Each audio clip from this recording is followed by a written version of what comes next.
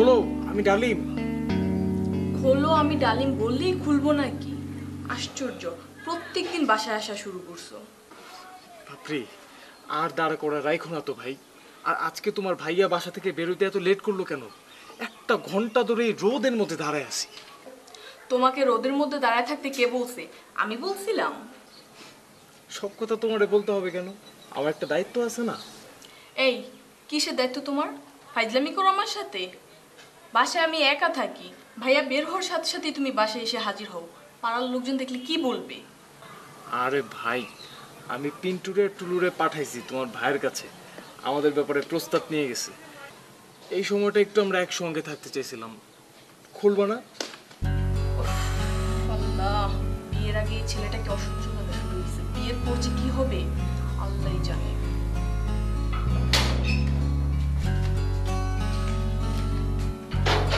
কি ব্যাপার, তুই প্রত্যেকদিন বাসায় আসা শুরু করছো কেন? আল্লাহ আল্লাহ করো পাপড়ি। তোমার ভাইয়া যদি টুলু আর পিন্টুর প্রস্তাবে রাজি না হয়, তাহলে আমাদের কি অবস্থা হবে একবার ভাবছো তুমি? এভাবে দৌড়তেছো কেন অশুভ? কি বলতেছো তুমি এসব? আমি আছি কত টেনশনে। দাঁড়াও, তোমার টেনশন ছুটাইতেছে। ভাইয়া, ভাইয়া কল দিছে। আল্লাহ জানি কেউ তোমাকে বাসার ভিতরে ঢুকতে দেখে ভাইয়াকে জানাইলো কিনা। আচ্ছা দেখো না, কল দিয়ে দেখো কি বলে। হ্যালো ভাইয়া। ডালিমকে কিরে কথা বলছিস না কেন? চিনিস না তুই? চিনি।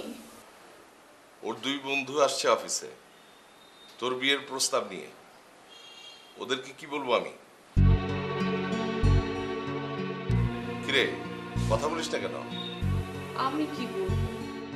কি বলবি মানে? তোর মত কি সেটা বল।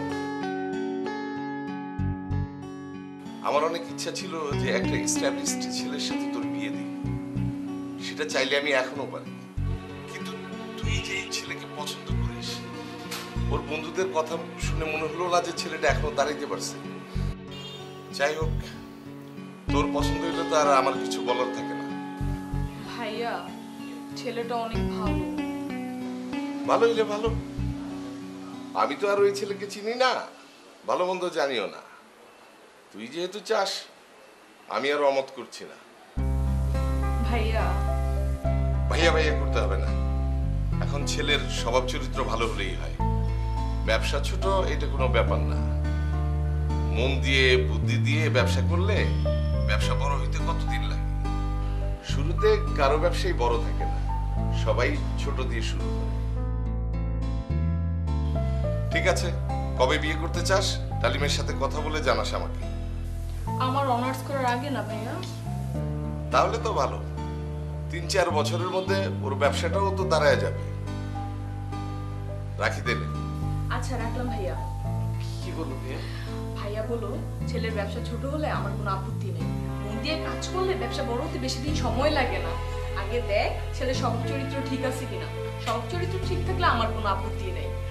ইয়েস, ডালিমের চরিত্র ফুলের মতো পবিত্র। ফুলের মতো পবিত্র হলে কি এরকম করে নাকি? না আমাকে ছাড়ো। না, ছাড়বো না। না ছাড়ো, ছাড়ো, ছাড়ো। আচ্ছা চলো, তোমাকে নেক্সট বাইরে। না আমি কোথাও যাবো। চল।